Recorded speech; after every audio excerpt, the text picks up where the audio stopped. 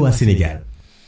RFM matin 7h40 sunu gan Amadou Moustapha Gaye salaamaaleykum. maaleykum salaam. ñu jéem a jege micro bi. maaleykum salaam. waaw yow yaa ngi bokkee APR Alliance pour la République bokk itam ci pôle communication coalition takku wàllu Sénégal. ba fas yéene ànd ak Youssouf Bodian ci waxtaan wi. li gën a fës nag ci seeni côté. moo di mbirum Farba Ngom mu nga xamante ne ñu ngi ci procédure pour lever immunité parlementaire am. gannaaw bi que ministre de la justice sakkoo ca assemblée nationale. ndax procureur de la république financier bu pôle judiciaire bi pôle financier bi moo ko sàkku ci moom procureur mu indi coow nag yéen waa APR ngeen jàppee ko sax ni dañoo singale ñi nga xamante ne ñoom ñoo jege Macky Sall ba fas yéene def ab mobilisation ndax yéen a ngi koy ñaawlu est-ce que jar na ko ci ab réew yi nga xamante ne c'est li nga xamante ne lu normal la ku fi jógee xëy na institution yu mel ni CENTIF bu ñu gisee dara dañ ko war a signaler li nga xamante ne moo di waa yoon. waaw jërëjëf Georges. C'est bien Georges. maa ngi lay sant bu baax ci invitation bi opportunité bi ngeen ñu jox. di nuyu mboole seen sénégalais yi nga xam ne ñu ci biir réew mi di ñu déglu ak ñu nekk ci bitim réew. vraiment Bodian aussi di la nuyu bu baax. waaw di wax rek ni effectivement. li nga xam ne tey moom moo am ci réew mi yaakaar naa ni bu ku mu scandalisé wul dara dootu la scandalisé man dama yaakaar ni sax au-delà des fonctions yu nit ñi mën a occuper les uns et les autres ci postes yi ñuy liggéeyee yaakaar naa ni lii c'est une question nationale.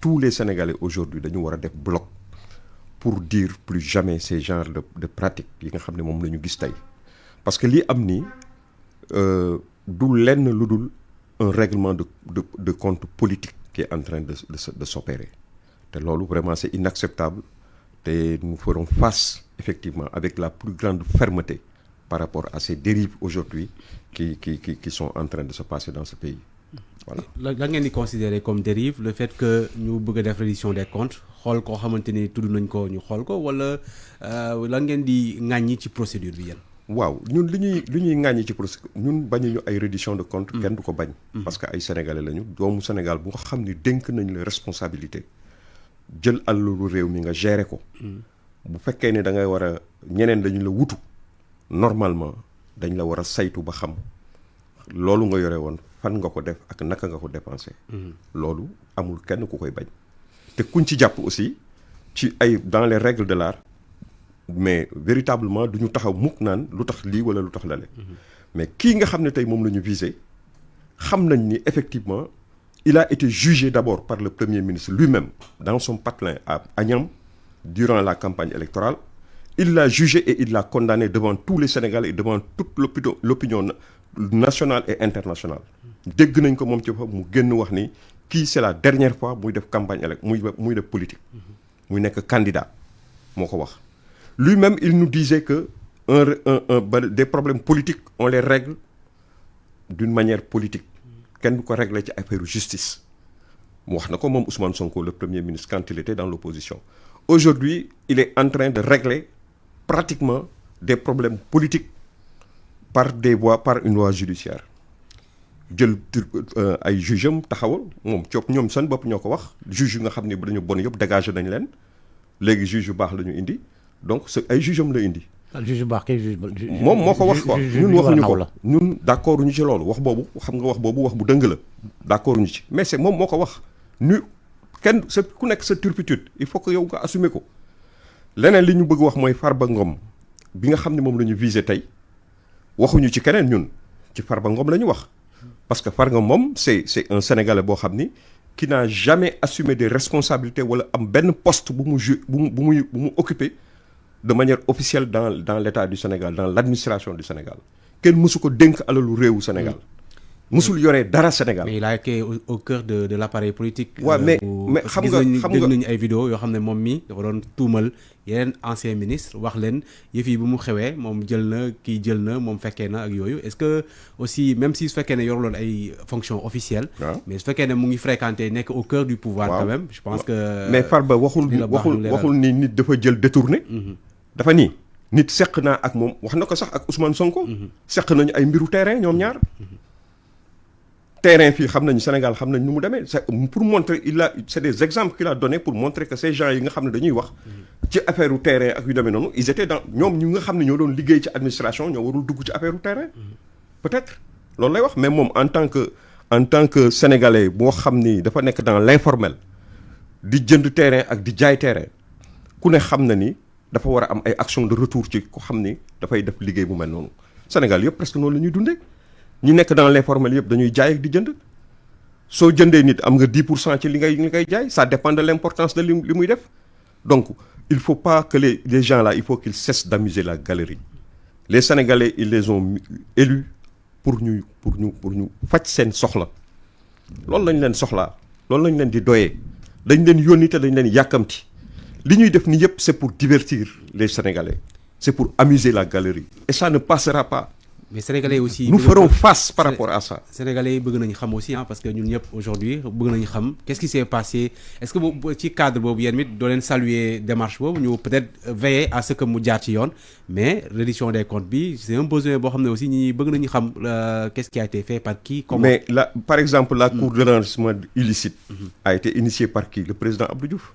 Le président Abdou Diouf bu muy régler affaire boobu il a commencé avec qui il l'a fait avec qui avec des gens yoo xam ne c'était pas avec des opposants ay nit yu nekk ci système am la yu nga xam ne mu ngi nekkoon dans sa gouvernance ñoom la njëkk ay on se rappelle de Kinizé bi moom si bi et cetera pour ne pas citer son nom ci ñooñu la ñu commencé. mais contexte yi c'est vrai que les contextes ne sont pas les mêmes mais aujourd'hui on aurait pu comprendre ñu jël ko xam ne mais regardez le cas de Lat Diop Lat Diop ils avaient parlé de détournement de deniers publics bi ñu koy arrêté Sénégal yëpp loolu la ñu dégg ñu yeewu suba ils ont trouvé quelqu'un boo xam ni kenn xamul fu mu jógee ñu ñëw ni kooku moo koy accusé d'avoir été corrompu par lui-même et ce gars-là jusqu'à présent kenn gisu ko ñu ngi ko téye ci kaso bi donc aujourd'hui le problème c'est que ils sont en train de viser des bastions politiques de l'APR des gens qui tiennent des bastions politiques de l'APR ku mel ni ki Farba Ngom nga xam ni la région de Matam là pratiquement moom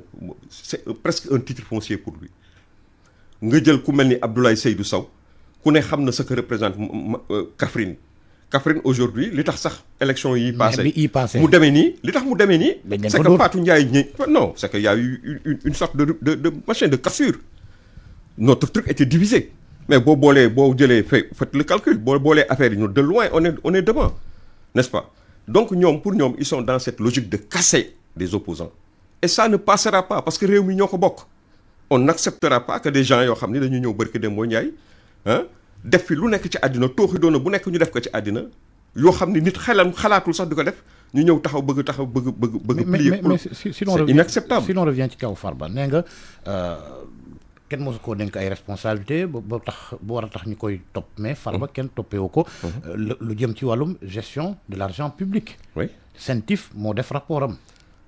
mais te loolu CENTIF du ko jëmale seulement ci ñi nga xamante ne ñoom lañ dénk ay responsabilités. blanchiment d'argent ça peut non concerner blanchiment mais ça il faut le prouver. xam nga loolu. lu ñuy prouver la non mais c'est que nous ku ndobin rey sa maam boo gisee lu ñuul daw. on est en Afrique on est au Sénégal.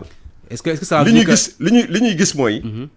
nit ñi dañuy jël mais quelqu'un ki taxaw janook sénégalais yëpp naan leen ministre taxaw ci campagne électorale. janook sénégalais yëpp.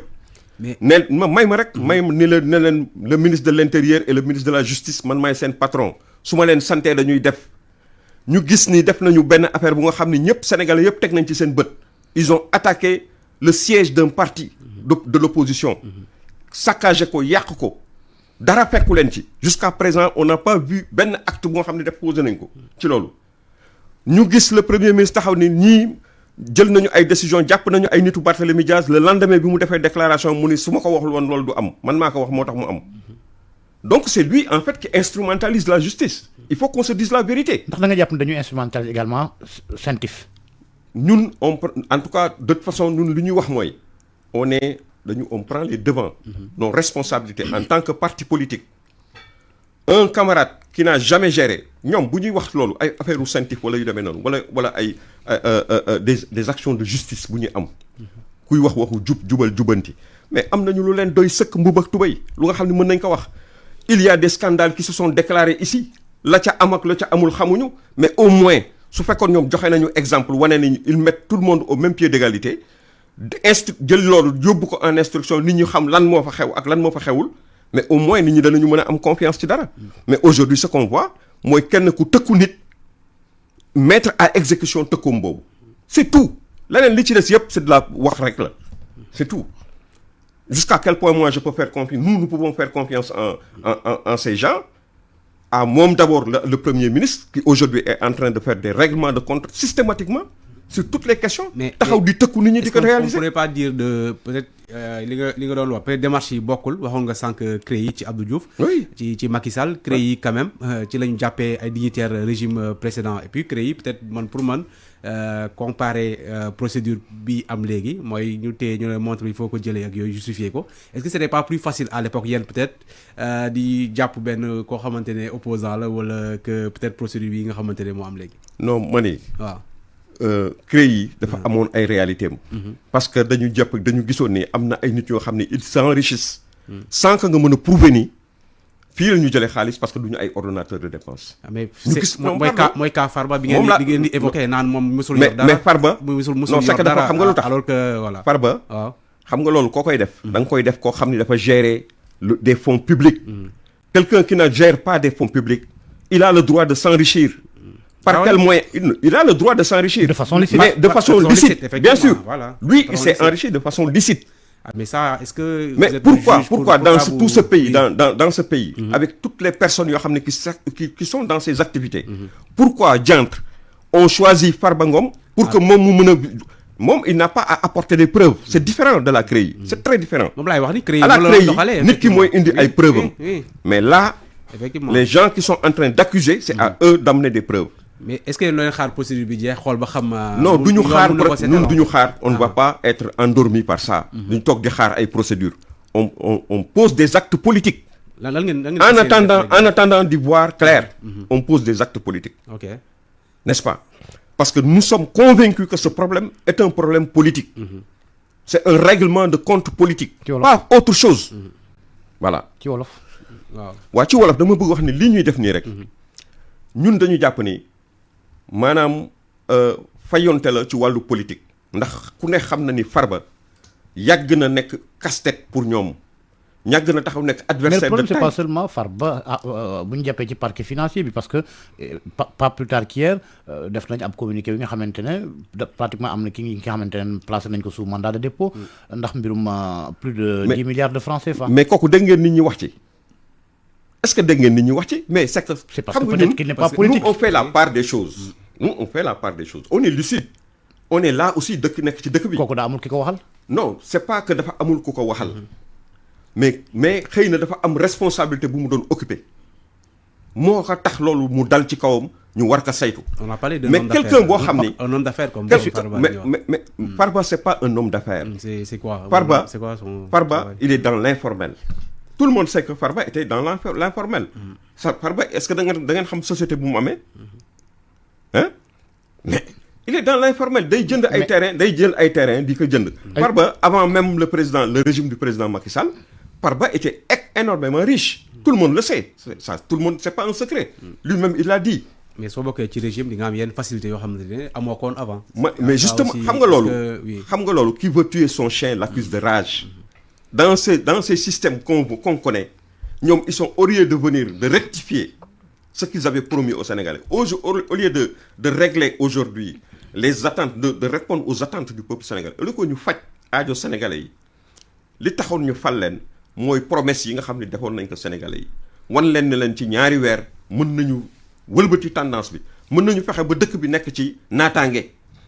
Aujourd'hui gis nañu def nañ fi presque at ping teguñu ko ci réew mi lu dul la ñuy def yépp mooy jéem a di xoñantal nit ñi ak di jàpp nit ñi di def ay affaire revanche te loolu du jàll. Loolu il faut que Sénégalais yi xam ko.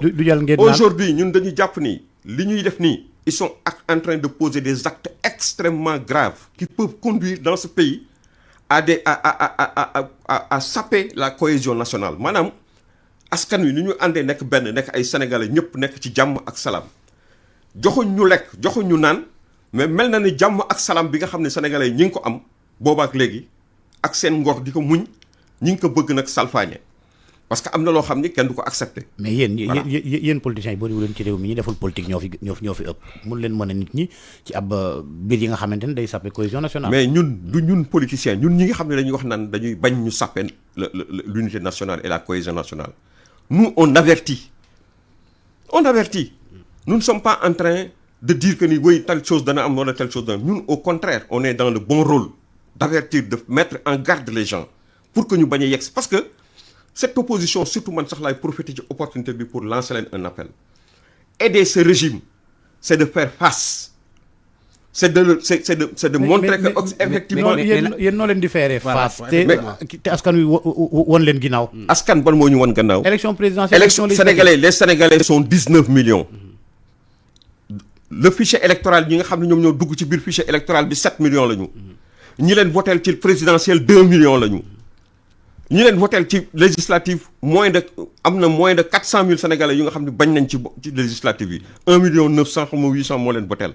Et vous dites que les Sénégalais yi wan nañ leen gannaaw. ah mais élection yëpp. Sénégalais yi voté. le seul baromètre. mais non ça vous ne m'apprenez rien. tout le monde le sait Sénégalais yëpp xam nañ loolu. xam nañ ni le seul baromètre c'est les élections. et nous sommes des démocrates même si doon benn nit moo leen voteel jàpp nañ ni benn nit lañ leen voteel mais il faut relativiser li ngeen di wax Sénégalais yi ban Sénégalais. ñëpp ko war a relativiser des Sénégalais.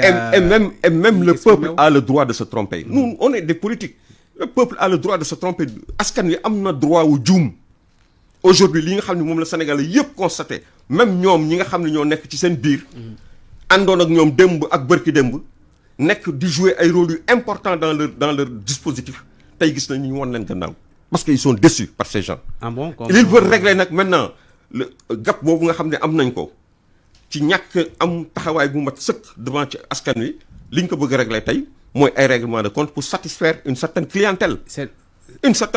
Des gens qui leur disent oui dañu war a jàpp diw nangam et ça ne se passera pas comme ça. seen réponse politique lan lay doon gis nañ ni aujourd'hui mobilisation bi wàññeeku la lool déjà tasaaru ngeen ci législative yi passé ñii dem ci Amadou Ba ñii dem côté bële yan réponse politique ngeen bëgg a apporter yéen. xam nga ñun dañu yaakaaroon ni.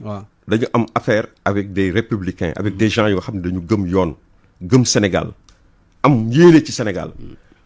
ñun ñoom nañ daan def démb ak bërki démb di yàq ay yëfu jàmbur ak di génn ci mbedd mi ak di perturber réew mi ñun du ñu def loolu. mais nag koo ne duma la topp fa ngeen jëm dafa sorewul. aujourd'hui nous prenons à l'opinion nationale et internationale à témoin que depuis que ces ñi nga xam ne ñoo fi nekk tey bañ fi toogee ba léegi ay fitna rek la ñuy jéem a cultiver ci réew mi te fitna yooyu ñoom duñ ci mucc nañu xam loolu. xam nga kan moo ci dul mucc mais ñoom aussi duñ ci mucc. Aujourd'hui li ñu war a def nous lançons un appel à l'autorité suprême le président de la République parce que ñun ki nga xam ne moom la Sénégalais yi fal ëllëg moo taxaw war janook Sénégalais yi rendre leen compte c'est le président de la République Bassirou Faye donc lui on lui la ñu ngi ko tey lay def. comme moo am pouvoir bi kay yéen da ngeen di tooñ Sonko rek. non justement ñun tooñu ñu Sonko ñun on sait Sonko moom moo tooñ boppam moom moo génn ci penc mi def li mu def. wax li mu wax nit ñi dégg ko moo tax ñu koy joxañ lu tax joxañu ñu keneen moom ñu koy joxañ lu tax joxañu ñu Bassirou Diomaye Faye moom ñu koy joxañ c'est parce que moom moo jël ay kàddoom teg ci penc mi. Diomaye ay Sonkoy Diomaye. non ça xam nga loolu yëpp l'histoire nous édifiera maanaam li ci kanam rawu li bët ndax Diomaye mooy Sonko mooy Diomaye kooku c'est cette affaire la ñun du suñu affaire ñun li ñu wax rek mooy nous lui lançons un appel en tant que chef de l'État nga xam ni moo njaboote ñëpp. que ni li nga xam am na loo xam ni ce n'est pas acceptable te duñ ko accepter l'APR n'acceptera pas ça l'opposition takku wàllu Sénégal du ko accepter et toute l'opposition du ko accepter. yéen da ngeen bëggoon dem ci